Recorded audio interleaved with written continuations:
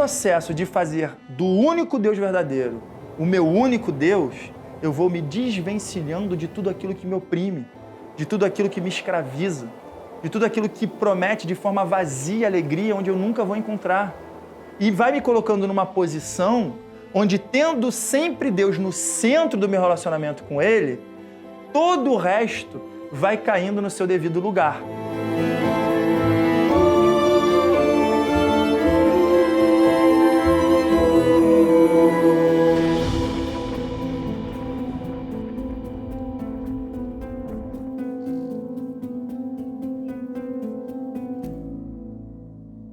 Bem, vamos retomar nosso estudo dos 10 mandamentos, dando continuidade à consideração do primeiro mandamento que começamos no último estudo. Então eu convido vocês a lerem comigo os versos 1 a 3, que se encontram no capítulo 20 de Êxodo. Diz a palavra inerrante de Deus, verso 1.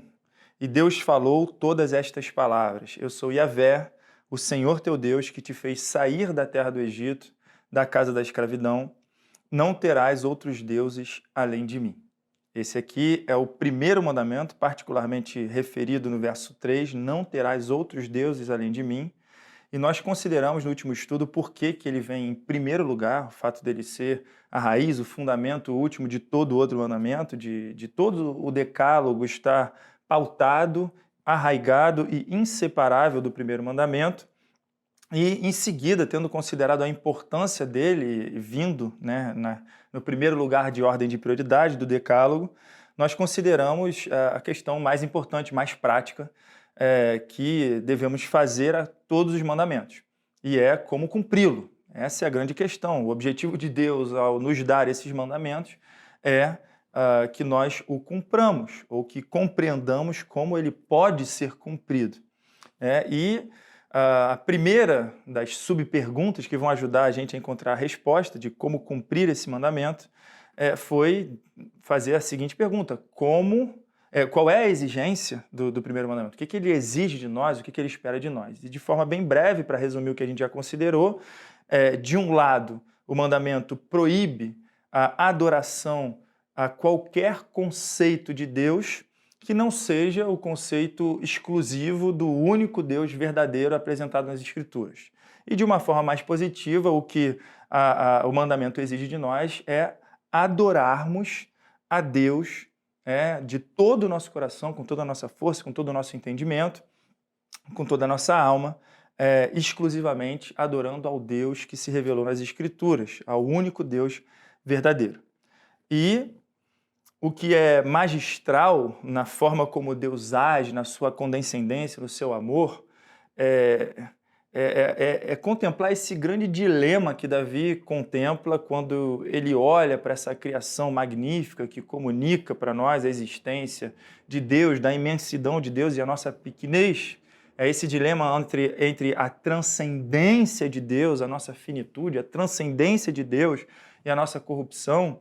O mais interessante ao considerar a entrega dos 10 mandamentos é perceber como que esse Deus incompreensível, imperscrutável, esse Deus transcendente, infinitamente distante dos homens, ele está se aproximando e de uma forma muito condescendente e didática, dando-nos informação sobre si mesmo, tendo como objetivo principal a comunhão entre seu povo consigo e a conformidade do seu povo ao seu caráter.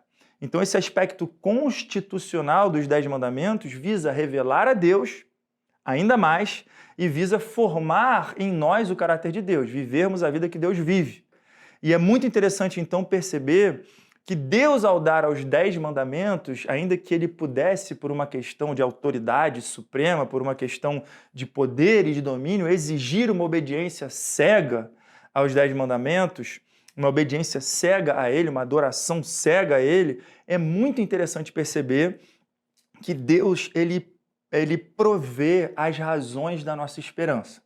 Então, quando eu falo de apresentar motivações extras para cumprirmos esse mandamento, eu vou considerar com vocês o que há de generosidade, de informação no texto, nos 10 mandamentos, em cada mandamento, e no contexto histórico que Israel está vivendo, o que nos dá de informação que tornam esse mandamento não somente justo ou razoável, mas que torna esse mandamento belo, desejável e benéfico. Então esse é o grande título dessa série de estudos, é considerar a justiça, a beleza e a bondade da lei de Deus. E essa é a glória do nosso Deus, um Deus que não só exige por uma questão de autoridade que o obedeçamos, mas que por ser um Deus belo e glorioso, sempre nos motiva, nos atraindo por cordas de amor. E é isso que a gente vai considerar agora, perceber motivações extras, particularmente o aspecto justo dessa exigência, o aspecto belo dessa exigência, ou digno dessa exigência, e o aspecto benéfico dessa exigência, porque a lei de Deus é boa, perfeita e agradável. Então é isso que a gente vai considerar. Nesse prólogo, nós já vemos que o próprio Deus faz menção à questão da justiça dessa exigência, do benefício dessa exigência e da beleza dessa exigência. É um Deus que, apesar de ser transcendente, veio em favor do seu povo e manifestou a sua glória de forma profundamente atraente pelo seu amor. Deus, então, nos dá motivações extras dentro do contexto dos 10 mandamentos para o obedecermos. E aqui, então, a primeira característica que nós vamos considerar, e que é muito interessante a relação com a estrutura que Jesus nos apresenta para o maior ou o resumo da lei, o maior de todos os mandamentos ou o resumo da lei, que é amar a Deus com todo o nosso coração, de toda a nossa alma, de todo o nosso entendimento, de todo o nosso corpo.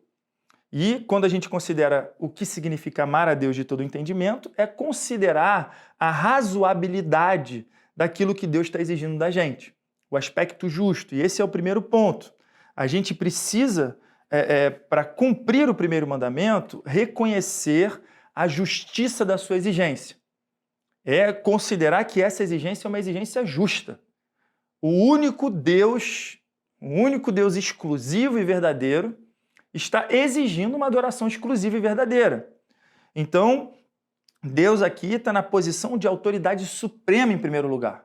É exigência justa porque Deus é a autoridade suprema. Ele é, como ele se apresenta aqui no verso 2, eu sou Yahvé. Yahvé é o grande eu sou, aquele que possui autoexistência em si mesmo. Aquele de quem tudo aquilo que existe depende para viver, para existir e para continuar em existência. Então, é razoável que Deus exija uma adoração exclusiva, porque Ele é o único Deus, é o único capaz de preencher todos os requisitos necessários para que a gente conclua a existência de Deus. Ele é, então, esse ser transcendente por uma questão de posição, de autoridade, por uma questão de ser o Deus criador. No capítulo 19 nós vimos isso, Deus volta-se para Moisés, representante de Israel, e diz o seguinte: toda a terra me pertence, mas eu escolhi fazer de vós um povo de propriedade exclusiva, o meu tesouro pessoal, real. Então é muito interessante perceber que quando Deus aqui está legislando, ele está legislando na posição de juiz, e ninguém pode discutir com ele. Se ele exige adoração exclusiva e suprema, como Deus, que nenhum outro Deus seja tido por Israel ou por qualquer ser humano, nós estamos diante de uma exigência justa por uma questão legal, de autoridade. É justa também por uma questão razoável, lógica. E muito interessante considerar isso dentro do contexto. Deus está lembrando aqui nesse verso 2 que foi Ele quem libertou do Egito, da terra da escravidão. Então, a libertação do Egito, o contexto histórico, é muito interessante em Deuteronômio, quando essa lei vai precisar ser relembrada, guardada, repetida, ela é lembrada sempre no contexto da libertação do Egito. Os 10 mandamentos são sempre lembrados dentro do contexto da libertação. Eu lembro-vos, mais uma vez, muito importante para compreender os 10 mandamentos, eles não são um caminho de salvação, condições para a salvação, nem para se manter salvo. Os 10 mandamentos foram entregues depois da salvação, depois da libertação, para conformar, em primeiro lugar, o povo de Deus ao caráter de Deus, para o povo de Deus entender quem é esse Deus único e verdadeiro. Então, o contexto histórico, ele mostra com muita clareza que Deus está libertando Israel. Não terás outros deuses diante de mim. Por quê? Porque outros deuses não existem. Porque por mais que essa nação tenha sido uma nação poderosa, reconhecida, e que o seu líder potencializado e representante mesmo de Satanás tenha manifestado os seus poderes para manter Israel escrava, bastou que Deus agisse. E Deus agiu didaticamente, progressivamente, entre outras coisas, para manifestar a sua posição exclusiva como Deus, derrotando um por um os principais deuses do Egito e mostrando que eles nada são. Então Deus ele costuma fazer isso, destruir os ídolos do nosso coração se nós formos, pela sua graça, escolhidos para sermos seus. Então é muito interessante perceber que esse pluralismo religioso do contexto serviu para que Deus mostrasse a sua exclusividade enquanto Deus. É lógico que ele exija a adoração suprema porque foi ele que nos libertou. Foi ele que nos libertou da escravidão do Egito, da escravidão do pecado. E em seguida, ele nessa mesma montanha, além de ter libertado com as 10 pragas, ele nessa montanha especificamente se manifestou como o único governador de todos os elementos cósmicos, né? Com essa manifestação gloriosa no Monte Sinai, como a gente já mencionou. Então ele, pela intervenção histórica, manifesta que ele é o único Deus exclusivo. Ele, pela escolha dos nomes que ele menciona aqui, Yahvé, Elohim, eu sou o que sou, Yahvé, o Deus transcendente, e Elohim, ele também está comunicando, né, que esses dois nomes sempre caminham juntos. Quando Moisés, lá no início, em Êxodo capítulo 3, hesita em se tornar esse libertador que foi chamado por Deus, ele pergunta o nome de Deus e Deus responde com um nome duplo. Um primeiro nome dizendo eu sou o que sou, eu sou transcendente, né, o Todo-Poderoso, mas ele diz que ele é o Deus de Abraão, Isaac e Jacó. E ele diz, esse é o nome que você vai apresentar, é um Deus de aliança que decidiu se afeiçoar por um povo específico e fazer com que a sua transcendência, o seu poder, se manifestasse na história em favor de um povo ao qual ele vai libertar, formar e conformar ao seu caráter para desfrutar de comunhão com Deus. Então é glorioso reconhecer aqui que é razoável, sobretudo para Israel, um povo que não somente por ser criatura de Deus deve adorar somente a Deus exclusivamente, como toda a humanidade será julgada com base nesse mandamento, mas Israel duplamente, porque ela foi alvo do favor revelador da exclusividade de Deus. Se muitas nações podem questionar ainda a possibilidade, por causa das perversões delas, de existir mais de um Deus ou vários deuses, o povo de Deus não pode jamais chegar a essa confusão, porque Deus, de forma indubitável, interviu na história e se revelou com esses dois nomes. É um Deus que é o verdadeiro Deus supremo exclusivo, que decidiu se afeiçoar por um povo e o redimiu. E essa redenção, então, é uma aquisição da parte de Deus, desse povo, né? E esse povo, então, por uma questão de justiça, assim como nós cristãos, fazendo parte desse povo mais largo da compreensão da salvação de Deus, nós, por uma questão de justiça, por sermos criaturas e por sermos redimidos, é razoável apresentar esse culto racional a Deus diante da sua misericórdia, né? E entendermos que fomos comprados por preço e pertencemos a Deus. Então, por uma questão de justiça, nós precisamos cumprir esse mandamento. Ainda considerando a justiça dessa exigência, um outro elemento muito importante é considerar de forma mais objetiva o que Deus quis revelar através dessa intervenção histórica na qual ele libertou, através desses nomes que ele usou para si mesmo, Yahvé, Elohim, e através de todo o panorama bíblico, que nada mais é, como diz Martin Lloyd-Jones, o grande objetivo da Bíblia é prover informações sobre Deus, uma revelação segura de Deus e, através dessa revelação, aquilo que nós carecemos saber para nos relacionarmos com Deus.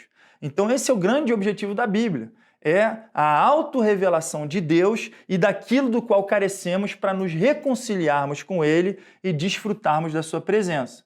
Então, quando a gente considera os 10 mandamentos, quando a gente considera essa intervenção de Deus na história para salvar Israel, os nomes que Deus usou para aplicar para si mesmo, é muito sábio, saudável e mesmo lógico e racional darmos valor àquilo que esse Deus transcendente decidiu revelar com clareza através do seu comportamento na história e das suas próprias interpretações, desses atos redentivos e de declarações objetivas que a gente encontra na Bíblia que nos dão informações sobre Deus. E nesse ponto nós temos uma dívida maravilhosa com a teologia sistemática, porque essa é a ocupação da teologia sistemática quando ela começa a coletar ao longo de toda a Bíblia informações específicas sobre um assunto específico. E o assunto central, o grande banquete de toda a espiritualidade, do estudo da sistemática, é a contemplação de Deus. Quem Deus é no seu ser, nos seus atributos, né, na sua personalidade, né, as informações sobre Deus, aquilo que provoca essa adoração com todo o nosso entendimento, é o conhecimento que o próprio Deus decidiu revelar a nós. Somente o Deus revelado pelas Escrituras é capaz de satisfazer todas as demandas que a concepção de uma divindade pode exigir. E mais do que isso, somente o Deus das Escrituras, revelado das Escrituras, nos traz informações sobre Deus que nos fazem entender que só o Deus da Bíblia possui atributos que nenhum ser humano seria capaz de conceber. É muito interessante, um teólogo uma certa vez disse que a glória do Evangelho é tão evidente pelo fato de que, ainda que eu pudesse conceber esse plano de redenção, eu não ousaria propor, sabendo que somente o Filho do próprio Deus, sendo sacrificado numa cruz de forma abominável, poderia ser o meu caminho de salvação. Ainda que eu conseguisse inventar essa história por mim mesmo, eu nunca teria coragem de propor: Deus, dá o seu Filho para morrer por mim, vil pecador. Então é algo de tão glorioso, de tão inédito, o conceito, por exemplo, da Trindade, coisas que a mente humana nunca foi capaz de desenvolver por si só, coisas que não são observáveis na criação e que nós dependemos que Deus revele a respeito de si mesmo para formarmos uma concepção correta de Deus. E, de fato, esse Deus não somente satisfaz todas as exigências de uma concepção de Deus, mas ele é o único Deus que pode justificar a existência do universo tal como ele é. Isso é muito interessante quando a gente estuda panorama da filosofia, as propostas para tentar explicar o dilema do homem, ou a metafísica, ou a ontologia, como as coisas tiveram origem, a essência de todas as coisas. É muito interessante perceber que na Bíblia nós encontramos um conceito de Deus capaz de satisfazer a todas essas demandas. E o trabalho de Francis Schaeffer é realmente impressionante nessa concepção. A gente considera, por exemplo, essa questão da unidade do universo, né? Quando a gente reduz tudo aos menores tijolinhos que compõem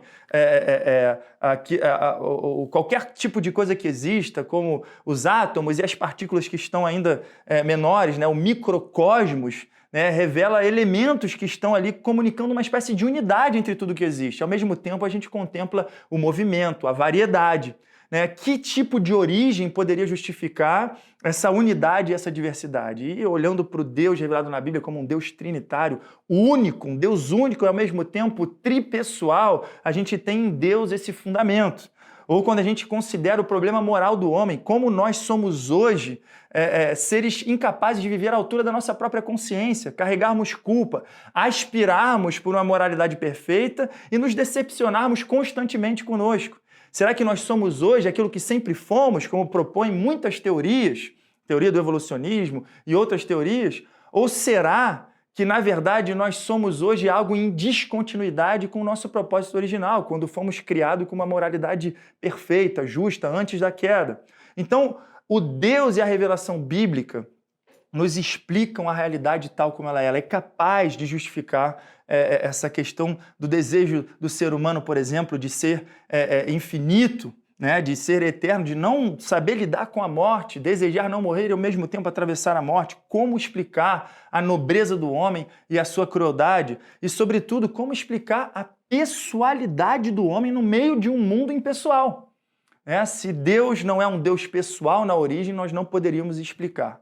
Então, por uma questão lógica, por uma questão razoável, justa, somente Deus teria capacidade de justificar o universo tal como nós o observamos. E quais são as informações, então, que a gente pode considerar como reveladas através dessas manifestações de Deus, através da Bíblia, quando a gente coleta as informações? A primeira coisa que a gente considera, e eu vou pegar os termos ou as expressões da teologia sistemática para nos ajudar nesse momento, é considerar o ser de Deus, né? Esse ser, em primeiro lugar, é um ser único, né? Deus é o único Deus, ele requer adoração exclusiva. O nosso Deus é um Deus monoteísta. É glorioso contemplar que a humanidade foi criada à imagem de Deus. E tendo sido criada à imagem de Deus, o ser humano foi criado num casal, né? Numa família. Porque o nosso Deus é um Deus família. Deus Pai, Deus Filho, Deus Espírito Santo. Mas ele é um só Deus. Então, quando a gente contempla a unidade de Deus, é muito interessante perceber por que é justo exigir exclusividade de adoração. Ele é um Deus autoexistente. Dele depende tudo aquilo que foi criado por existir e por se manter em existência.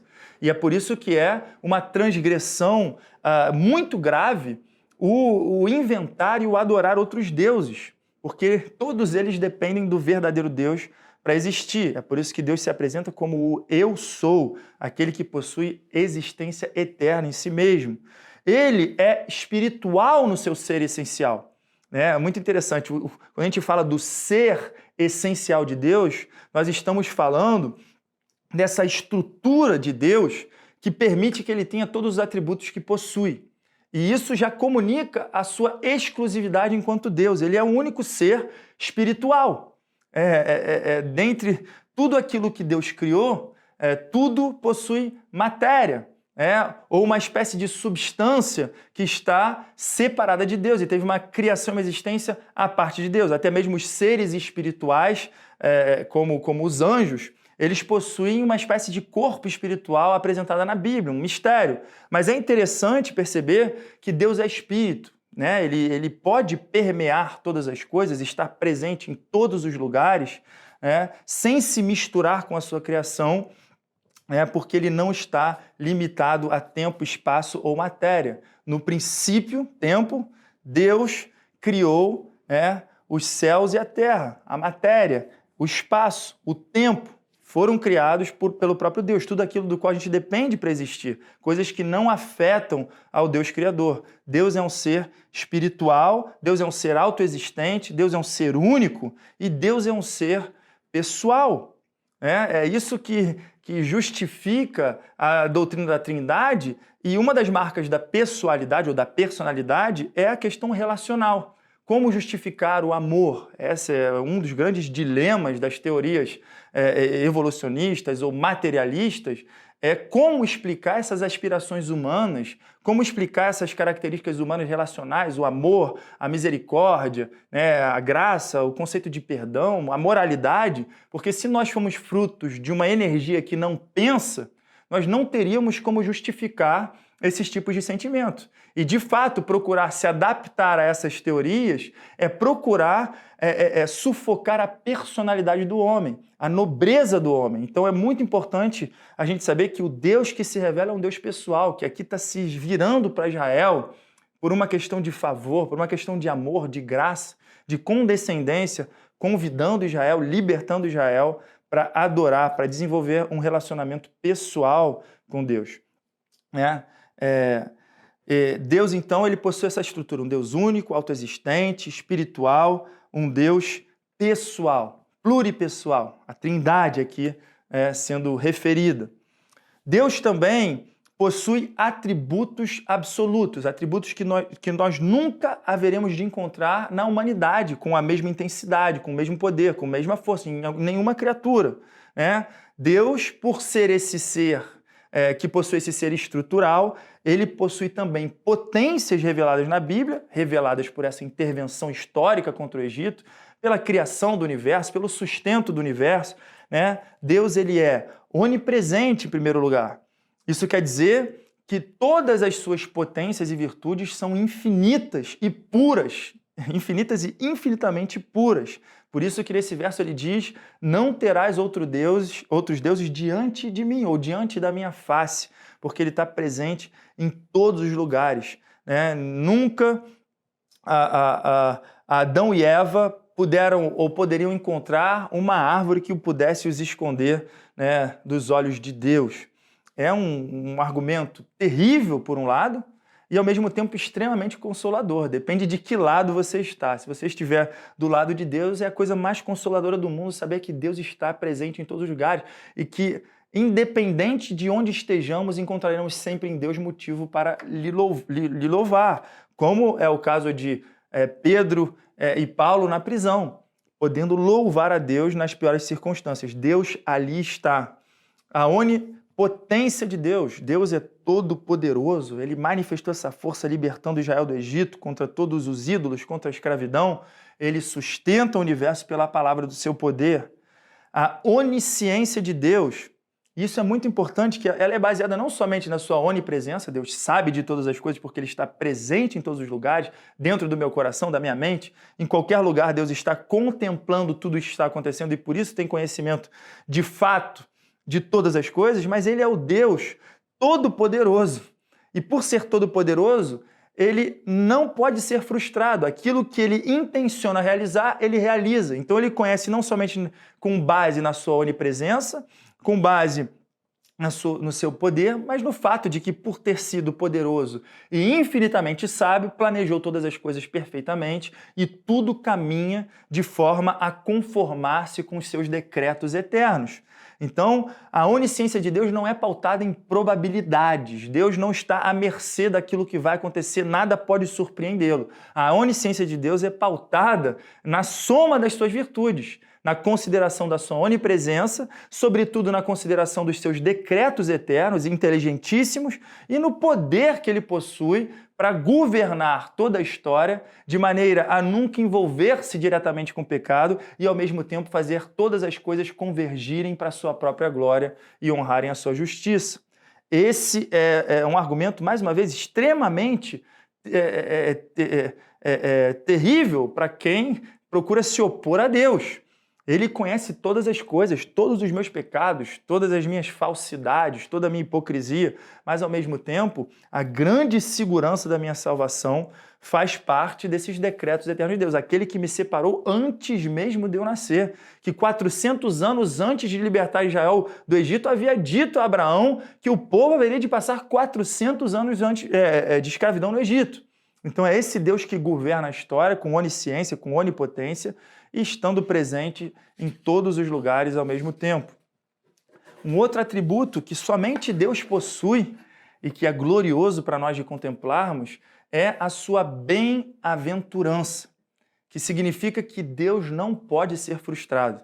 A sua vontade perfeita conta com o seu poder perfeito e com a sua sabedoria perfeita para que a sua vontade seja feita. E nada pode frustrar os desígnios de Deus. Ele é um ser supremamente feliz. É por isso que John Piper vai dizer que nós temos em Deus uma fonte segura de toda felicidade, de toda alegria. Por isso seria uma crueldade Deus colocar dentro do nosso coração esse desejo de satisfação, esse desejo de felicidade, se não houvesse um objeto que fosse capaz de satisfazer.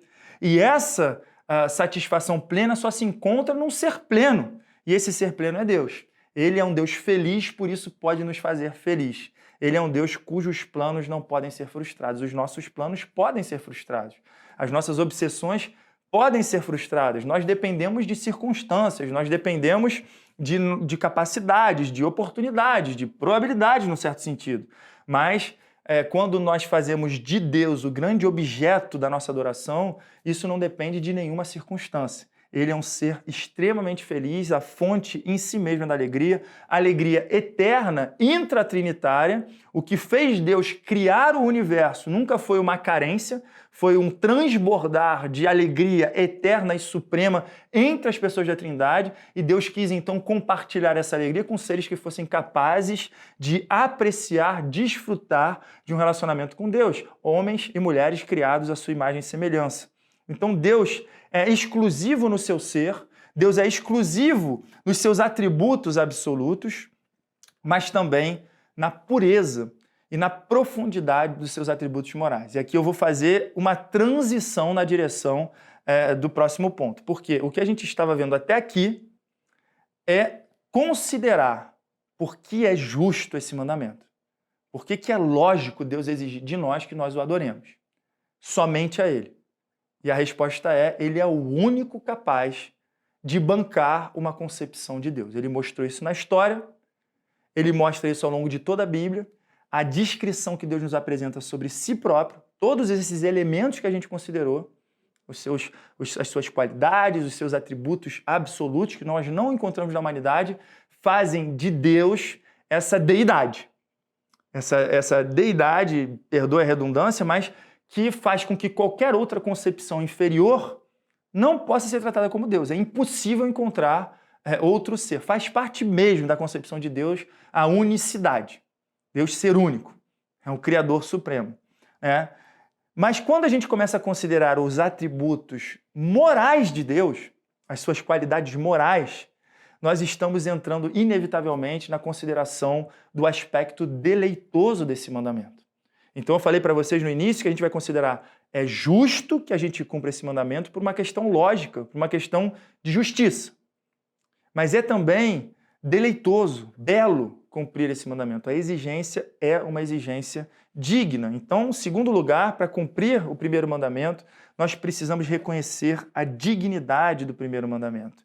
E essa dignidade se revela, sobretudo, nos atributos morais de Deus, no favor de Deus, na amabilidade de Deus, na glória de Deus, nessa pureza absoluta de Deus que ele revela aqui nesse processo, nesse contexto, libertando Israel da opressão, libertando Israel de uma nação idólatra, trazendo Israel para si, tendo pensamentos sublimes para o seu povo, desbaratando dos nossos corações todo tipo de idolatria que nos torna escravo. Então aqui a gente vai contemplar os atributos morais de Deus revelados também no contexto dos 10 mandamentos. E a Bíblia, é muito interessante perceber a ordem através da qual ela nos revela os atributos de Deus. A gente pode se lembrar nesse momento imediato do Monte Sinai, Deus descendo naquela nuvem escura, com raios e trovões, um monte fumegante e de fato em chamas, e tremendo, um terremoto acontecendo, e tudo isso comunicando essa transcendência, comunicando essa separação, essa santidade. O termo santidade, de fato, é um dos termos mais enfatizados na Bíblia, para incutir essa reverência, esse temor. E é interessante a gente começar sempre do mais transcendente para considerar a imanência. É complicado começarmos de uma forma irresponsável a considerar uma intimidade melosa com Deus para depois tentarmos aprender o conceito de santidade. Normalmente isso acaba errado. As pessoas passam a desenvolver uma intimidade perigosa com o conceito de Deus que não é simétrico ou equilibrado. Deus, de uma forma didática, sempre se revela, dizendo: tira a sandália dos teus pés, assimila a separação que existe entre eu e vocês. Quando a gente contempla, por exemplo, a visão de Isaías, quando ele contempla o trono de Deus com os anjos o cercando, é interessante perceber que os anjos vão cobrir os pés, vão cobrir o rosto e vão usar as asas para voar somente. Mas por quê? Porque ali eles estão reconhecendo a sua criaturidade. Eles não têm pecado, mas eles estão reconhecendo quem eles são diante de quem Deus é. Ninguém pode ver a face da glória de Deus e viver. Então é muito interessante perceber aqui que o primeiro atributo moral de Deus que a gente pode considerar é a sua santidade, que possui um aspecto em termos de criador-criatura, fazendo essa divisão, independente da existência do pecado, porque ele é criador e nós somos criatura, mas que também tem essa implicação moral em relação à pureza absoluta de Deus.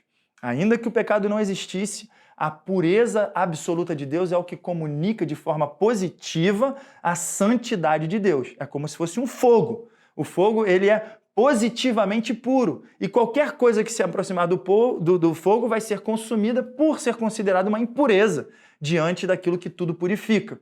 E é por isso que ele usa, o próprio Deus usa esse elemento criado para comunicar a sua santidade. Então a santidade de Deus fala da sua pureza absoluta, do santo, do santo, do Deus 3 vezes santo, santo, santo, santo. E aqui a gente contempla, então, esse primeiro atributo moral de Deus. Que glória é poder se aproximar de Deus, para adorá-lo na beleza da sua santidade. É algo belo, é algo glorioso, é algo que provoca espanto e reverência, por uma questão de beleza e por uma questão de pureza. E aqui que a gente vê a grande limitação da humanidade ao se aproximar de Deus. Não somente pela sua finitude, mas também pela sua corrupção. E aí a gente contempla a maneira como Deus expressa a sua santidade ou a sua pureza absoluta, né, ao longo da história. Em primeiro lugar, exigindo aquilo que é reto da nossa parte, ou de uma certa forma nos lembrando daquilo que nós nunca deveríamos ter esquecido e que a nossa consciência continua até hoje tentando nos lembrar, ainda que de forma sufocada, cauterizada, distorcida, mas que Deus nos 10 mandamentos está agora lembrando. Eis o que eu exijo de vocês. E quem pode se levantar para dizer que uma só exigência de Deus não é bela? A beleza da vida que Deus está exigindo aqui, o mandamento de Deus, a maneira de Deus proceder e a maneira de Deus exigir que nós procedamos na vida, revela a retidão de Deus. E a justiça, que é a forma da santidade de Deus se expressar na forma como Deus pune as transgressões. E os 10 mandamentos também nos falam de sanções e de punição. Quer dizer, Deus nunca vai poder deixar um só pecado impune. Deus nunca vai agir com injustiça. Arcis Sproul ele vai dizer o seguinte, que Deus pode agir com justiça ou com não justiça, mas ele nunca age com injustiça. A justiça seria contemplar toda a humanidade que se rebelou contra Deus e derramar sobre ela sua justa cólera e conduzir-nos para o justo julgamento de uma eternidade de sofrimento no inferno. Mas o que Deus faz é tomar um caminho de não justiça. Porque ao invés de nos dar aquilo que deveríamos receber, Deus usa de misericórdia, mas essa misericórdia, ela é justificada. De que forma? Deus vai aplicar a justiça que deveria cair sobre nós, na pessoa do seu próprio Filho, Jesus se tornando então esse para-raios da ira de Deus, Deus desviando a ira de nós para a pessoa do seu próprio Filho, a fim de que Cristo, sendo punido por cada um dos nossos pecados, nós que fomos redimidos por Ele pela fé, para que nós pudéssemos ser apresentados como justos diante de Deus. Então é muito interessante considerar essa forma como a justiça de Deus se manifesta. E é por isso que nós não podemos abraçar esse conceito pacifista dos nossos dias de tolerância, onde o pecado permanece impune, onde nós toleramos aquilo que Deus abomina.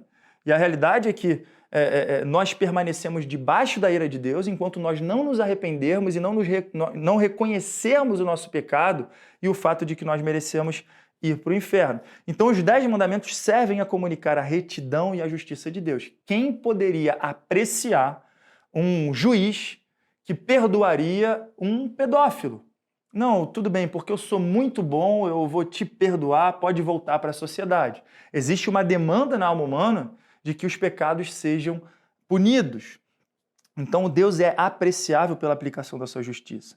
Mas o grande banquete, do caráter moral de Deus e que torna esse mandamento belo é sabermos que, ao Deus nos encorajar a concentrar a nossa mente nele, os nossos afetos nele, é encontrar um Deus de amor.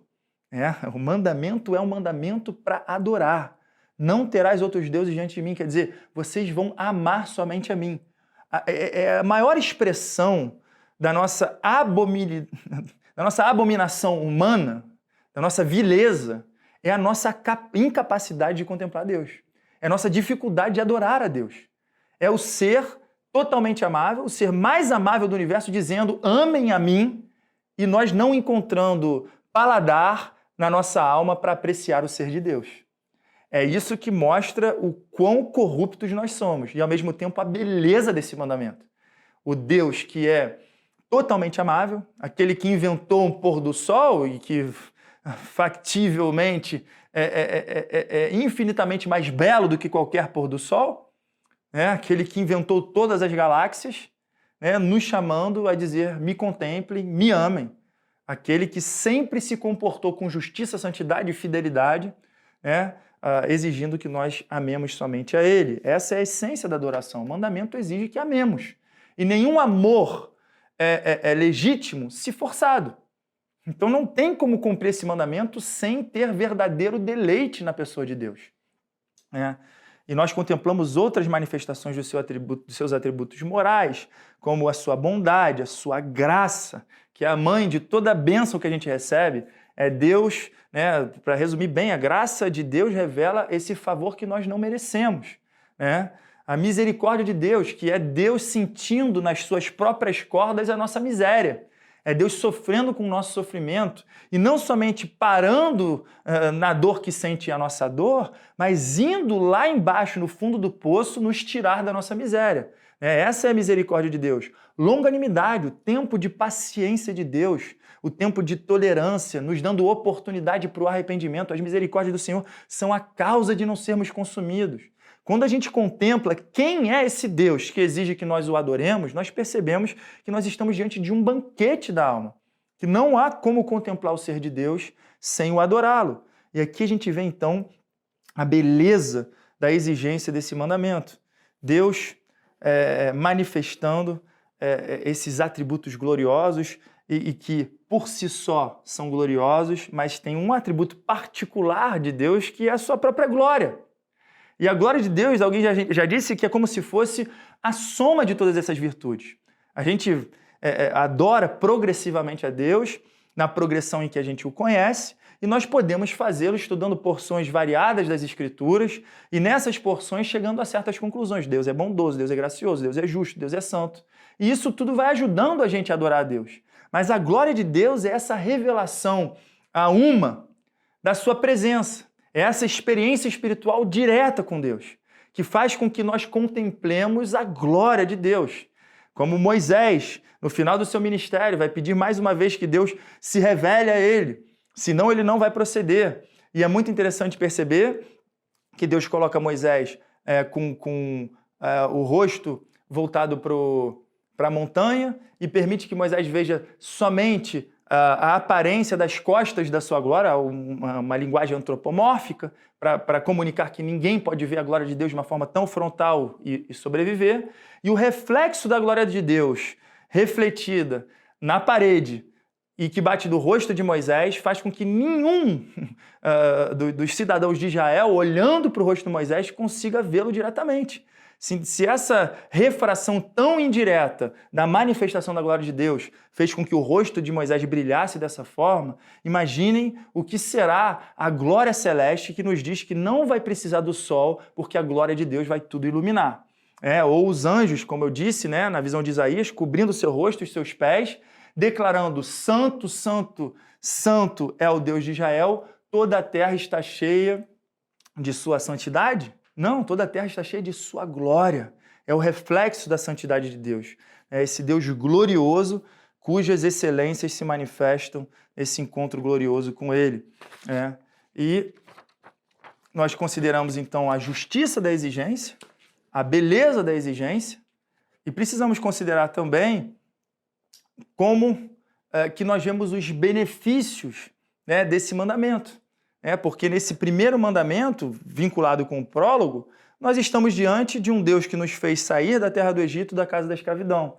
O grande objetivo de Deus, prestem bastante atenção no que eu vou dizer, o grande objetivo de Deus é a comunhão com o seu povo, é a revelação da sua glória. Ele está libertando o povo da escravidão e vai conduzir à terra prometida.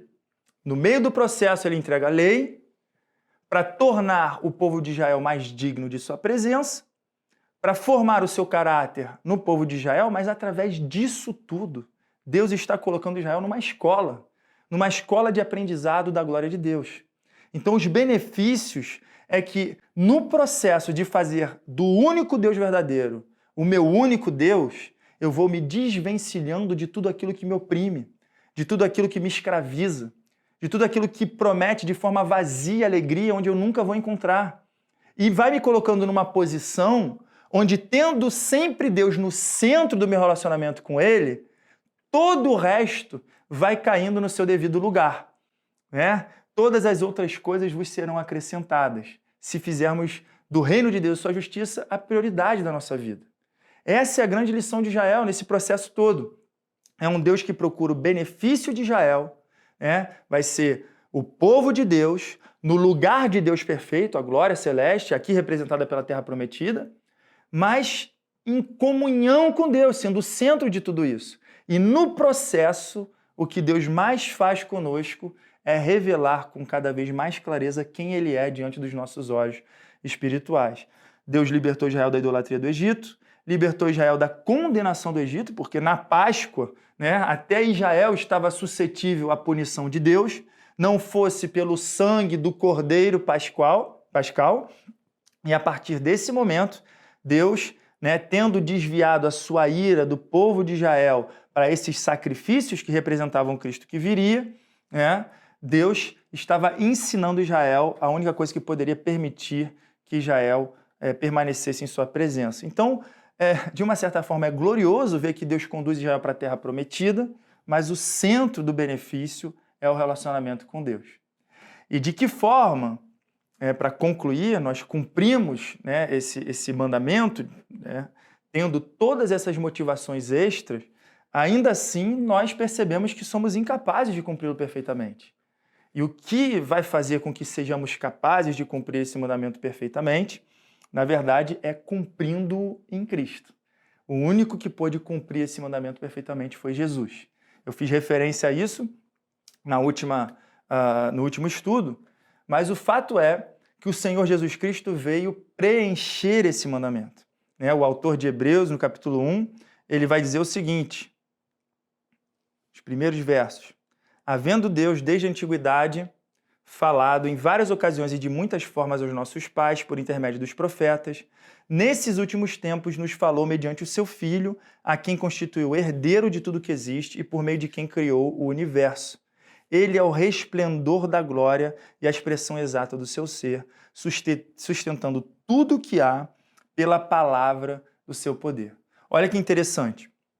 O que o autor está dizendo aqui é que, ainda que nós consideremos as revelações de Deus na história e as informações bíblicas sobre os atributos de Deus, nós nunca teríamos capacidade de contemplar a sua glória com tanta clareza, com tanta objetividade, do que quando Deus decidiu se fazer carne e habitar entre nós.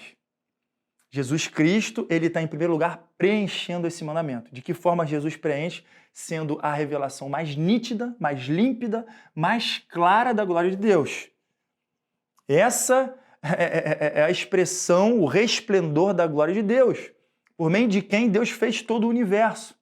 Então, para pensar que Deus nos permitiu, dentro da história humana, contemplar a Ele tal como homem.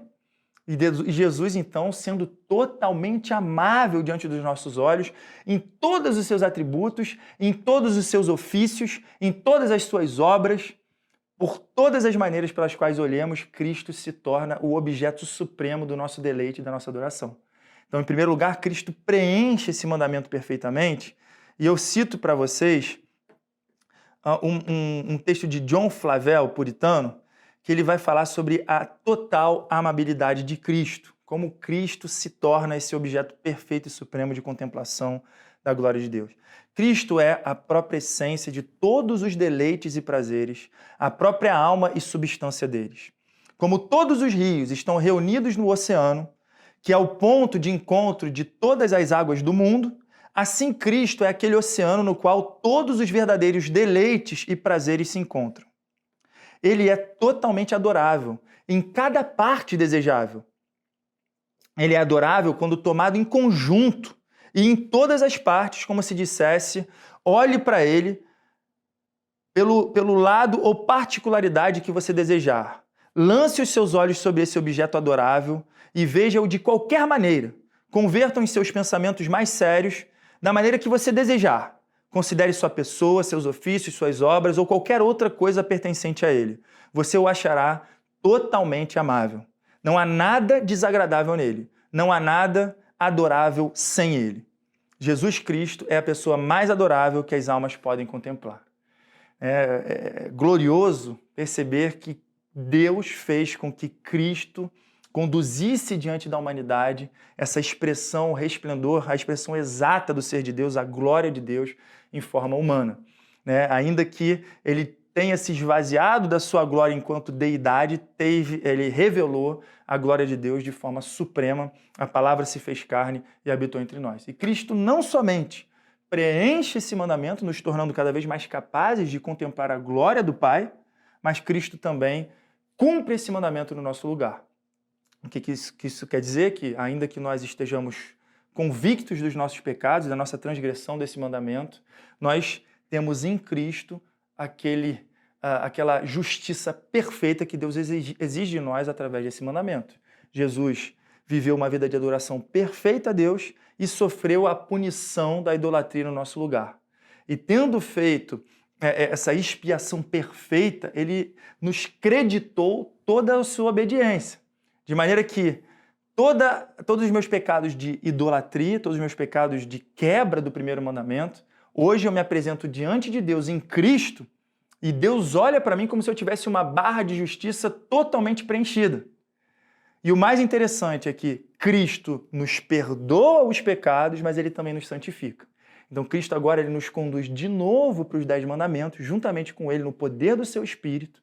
E nós que contemplamos esse Deus todo-poderoso, glorioso, que foi capaz de nos libertar, que foi capaz de encarnar, viver uma vida perfeita, morrer e ressuscitar, que foi capaz de operar a regeneração do meu coração, nunca vai faltar poder em Deus para me tirar da escravidão do pecado.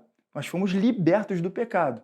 E a partir de agora a gente volta para os 10 mandamentos, volta para o primeiro mandamento, com Cristo do nosso lado, com o Espírito Santo em nós, nos dando todas essas motivações que consideramos no poder do Espírito Santo para progredir na obediência do primeiro mandamento. Isso que é glorioso, né, no movimento histórico da nossa redenção, né, através dos 10 mandamentos para Cristo e com Cristo de volta para os 10 mandamentos. E que nós possamos, então, reconhecer a justiça, a beleza e a bondade, o benefício do primeiro mandamento a fim de cumpri-lo em Cristo. Oremos. Obrigado, Senhor, por essa revelação gloriosa do teu ser, dos teus atributos, Senhor amado, e do fato de que tu fez convergir em Cristo, Senhor amado, todas as coisas, tanto no céu como na terra, Pai. Nós te agradecemos por essa autorrevelação tua e pelo caminho que nos permite, Senhor, voltar para o primeiro mandamento e cumpri-lo progressivamente, Senhor amado, em Jesus Cristo. Obrigado porque já temos perdão perfeito, já temos uma justiça perfeita que nos cobre e agora nós queremos aproveitar, nos deleitar na tua presença, contemplar a tua glória com todo o nosso coração, com toda a nossa alma, com todo o nosso corpo, com todo o nosso entendimento. Em nome de Jesus. Amém.